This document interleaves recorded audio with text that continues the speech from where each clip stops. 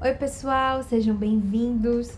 Hoje é o nosso dia 37 do nosso desafio de 100 dias lendo todo o Novo Testamento. Que você possa me acompanhar nessa oração. Pai amado e querido, muito obrigada por mais esse dia. Obrigada, Senhor, porque Tu tens nos acompanhado nesse momento de devocional e tem sido encontros, meu Deus, muito proveitosos, muito edificantes. Que o Senhor continue edificando o nosso espírito e que o nosso conhecimento possa ser aprofundado um pouco mais, meu Deus, naquilo que Tu queres para a Tua igreja, naquilo que Tu queres de nós enquanto corpo de Cristo. Que esse livro de Atos possa nos inspirar e que possamos nos deleitar na Tua presença, meu Pai. Em nome de Jesus. Amém. Esse é o livro de Atos dos Apóstolos, capítulo 1. A Ascensão de Jesus. Em meu livro anterior, Teófilo, escrevi a respeito de tudo que Jesus começou a fazer e a ensinar, até o dia em que foi levado aos céus, depois de ter dado instruções por meio do Espírito Santo aos apóstolos que havia escolhido. Depois do seu sofrimento, Jesus apresentou-se a eles e deu-lhes muitas provas indiscutíveis de que estava vivo. Apareceu-lhes por um período de 40 dias, falando-lhes acerca do reino de Deus. Certa ocasião, enquanto comia com eles, deu-lhes esta ordem: não saiam de Jerusalém, mas esperem pela promessa de meu Pai, de qual falei a vocês.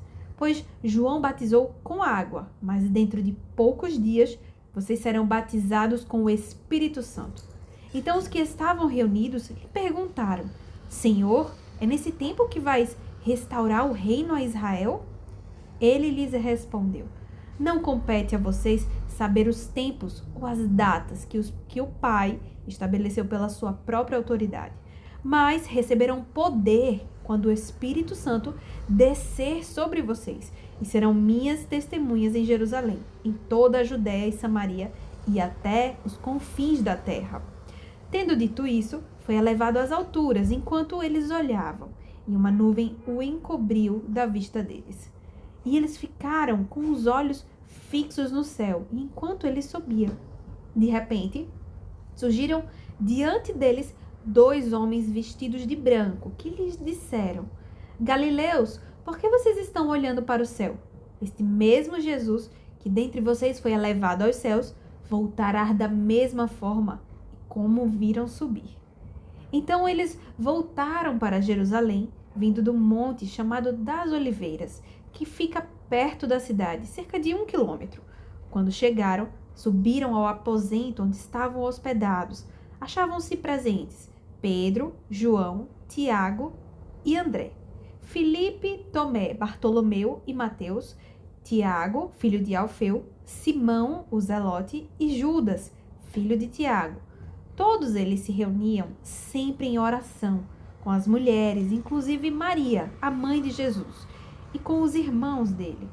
Naqueles dias, Pedro levantou-se entre os irmãos, um grupo de cerca de 120 pessoas, e disse: Irmãos, era necessário que se cumprisse a escritura que o Espírito Santo predisse por boca de Davi a respeito de Judas, que serviu de guia aos que prenderam Jesus. Ele foi contado como um dos nossos e teve participação neste ministério. Com a recompensa que recebeu pelo seu pecado, Judas comprou um campo. Ali caiu de cabeça. Seu corpo partiu-se ao meio e suas vísceras se derramaram. Todos em Jerusalém ficaram sabendo disso, de modo que, na língua deles, esse campo passou a chamar-se Aceidama, isto é, campo de sangue. Porque, prosseguiu Pedro, está escrito no livro de Salmos: fique deserto seu lugar, e não haja ninguém que nele habite, e ainda que outro ocupe o seu lugar. Portanto, é necessário que escolhamos um dos homens que estiveram conosco durante todo o tempo em que o Senhor Jesus viveu entre nós, desde o batismo de João até o dia em que Jesus foi elevado dentre nós às alturas. É preciso que um deles seja conosco testemunha de sua ressurreição. Então indicaram 2 nomes: José, chamado Barsabás, também conhecido como Justo, e Matias.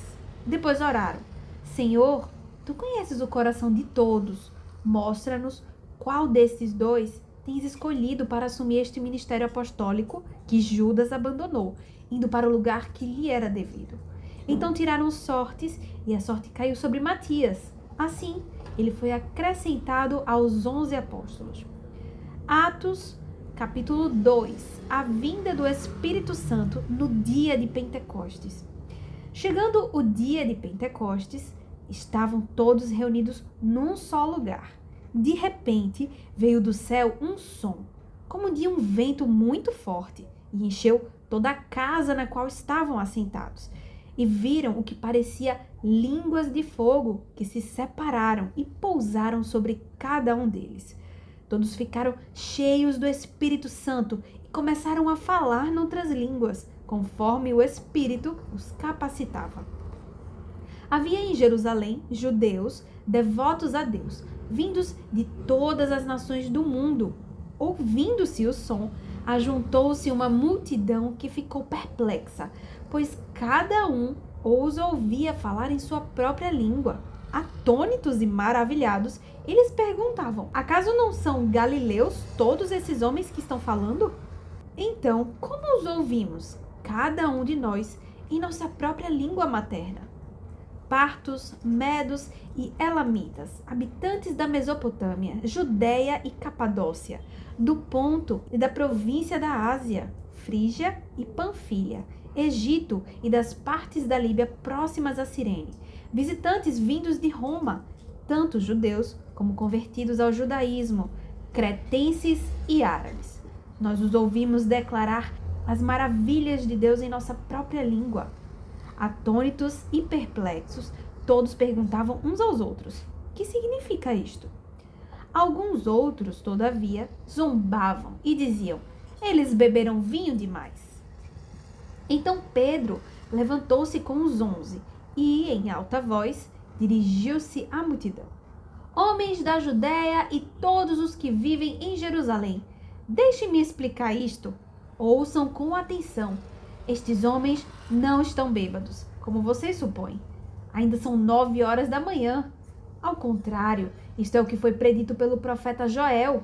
Nos últimos dias, diz Deus, derramarei do meu espírito sobre todos os povos. Os seus filhos e as suas filhas profetizarão. Os jovens terão visões e os velhos terão sonhos. Sobre os meus servos e minhas servas derramarei do meu espírito naqueles dias. E eles profetizarão. Mostrarei maravilhas em cima, no céu, e sinais embaixo, na terra: sangue, fogo e nuvens de fumaça. O sol se tornará em trevas e a lua em sangue, antes que venha o grande e glorioso dia do Senhor. E todo aquele que invocar o nome do Senhor será salvo. Israelitas, ouçam estas palavras. Jesus de Nazaré foi aprovado por Deus diante de vocês por meio de milagres, maravilhas e sinais que Deus fez entre vocês por intermédio dele, como vocês mesmos sabem. Este homem foi entregue por propósito determinado e preconcebido de Deus, e vocês, com a ajuda de homens perversos, o mataram pregando-o na cruz. Mas Deus o ressuscitou dos mortos, rompendo os laços da morte, porque era impossível que a morte o retivesse. A respeito dele, disse Davi: eu sempre via o Senhor diante de mim, porque ele está à minha direita, não serei abalado. Por isso, o meu coração está alegre, e a minha língua exulta, e o meu corpo também repousará em esperança, porque tu não me abandonarás no sepulcro, nem permitirás que o teu santo sofra decomposição. Tu me fizeste conhecer os caminhos da vida, e me encherás de alegria na tua presença. Irmãos, posso dizer com franqueza que o patriarca Davi morreu e foi sepultado, e seu túmulo está dentre nós até o dia de hoje. Mas ele era profeta e sabia que Deus lhe prometera sob juramento que poria um dos seus descendentes no trono. Prevendo isso, falou da ressurreição do Cristo, que não foi abandonado no sepulcro e cujo corpo não sofreu decomposição. Deus ressuscitou este Jesus e todos nós somos testemunhas desse fato. Exaltado à direita de Deus, ele recebeu do Pai o Espírito Santo prometido e derramou o que vocês agora veem e ouvem. Pois Davi não subiu aos céus, mas ele mesmo declarou: O Senhor disse ao meu Senhor: Senta-te à minha direita, até que eu ponha os teus inimigos como estrado para os teus pés. Portanto, que todo Israel fique certo disso. Este Jesus, a quem vocês crucificaram, Deus o fez Senhor e Cristo. Quando ouviram isso, ficaram aflitos em seu coração e perguntaram a Pedro e aos outros apóstolos: Irmãos, que faremos?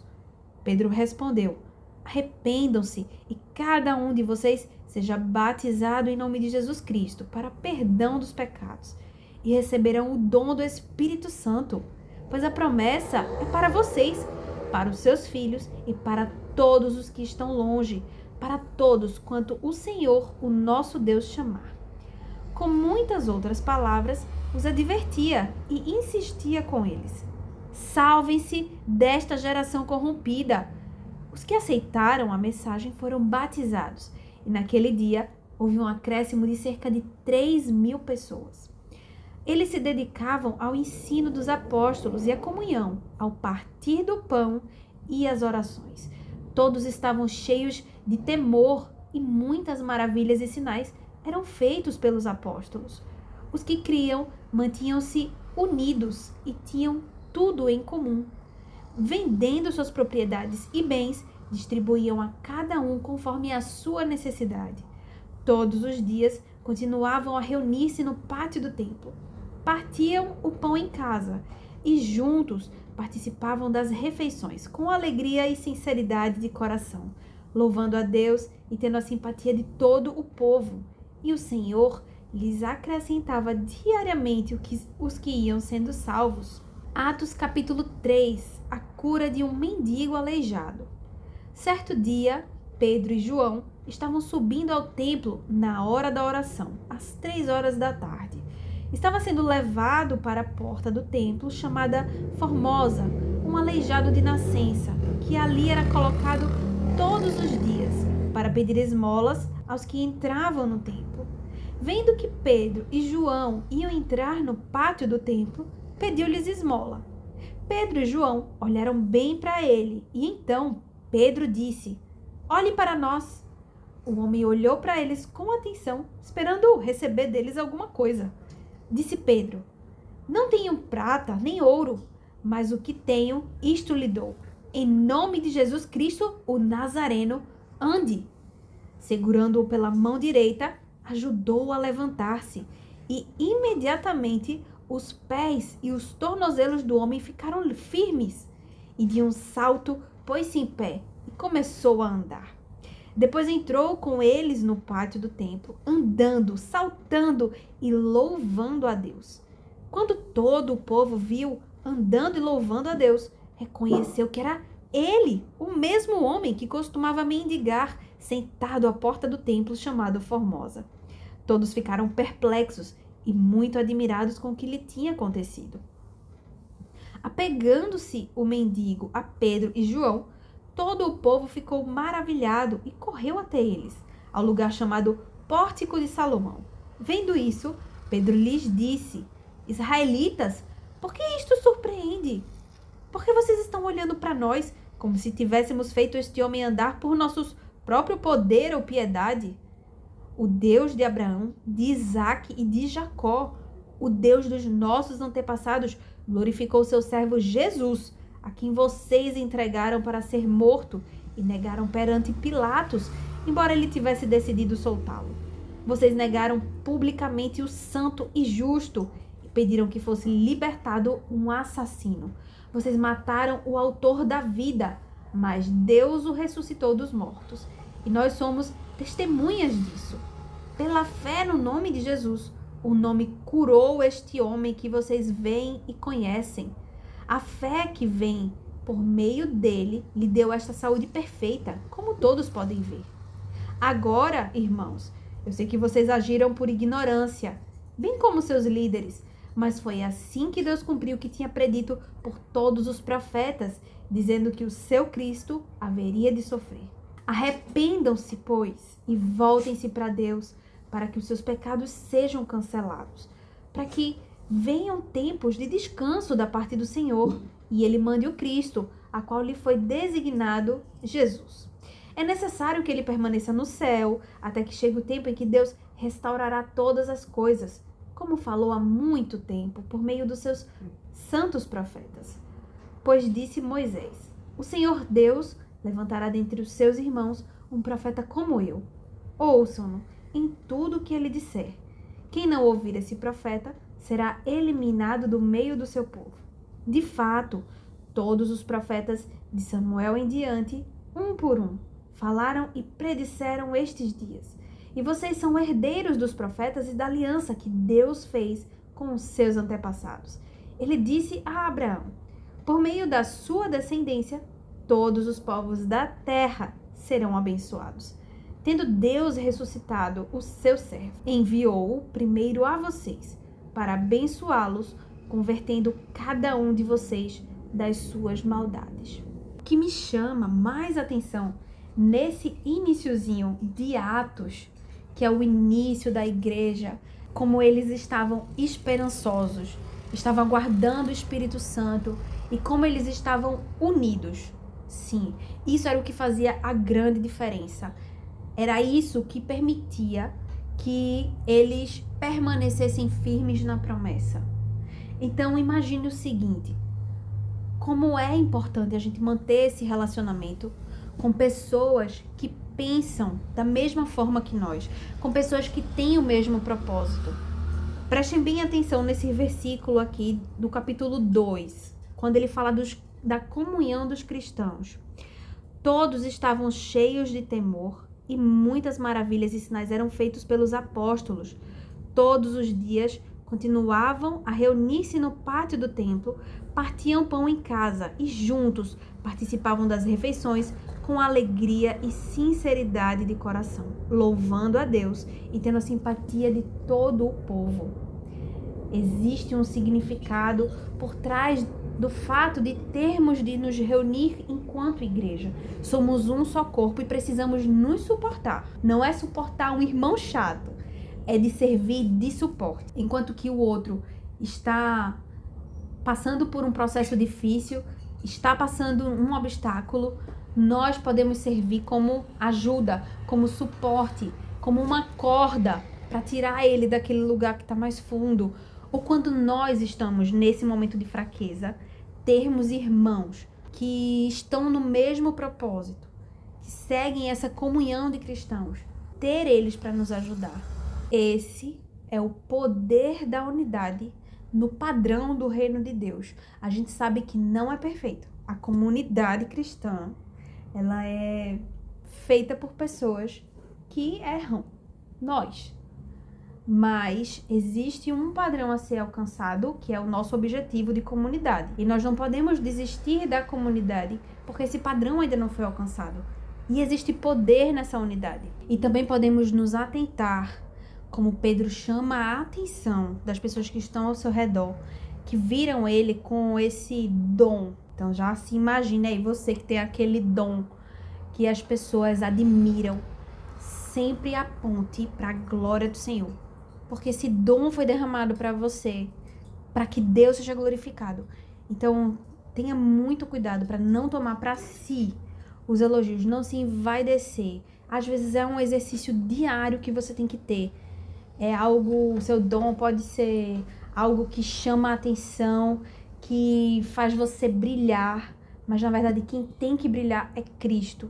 Mesmo que seja um elogio genuíno, aponte para Cristo, porque é Cristo que deve ser glorificado. Tenha certeza que a nossa carne ela é fraca e ela vai querer se envaidecer, ela vai querer guardar aquilo para ela, mas como Pedro, aponte para Cristo. Amém? Até amanhã.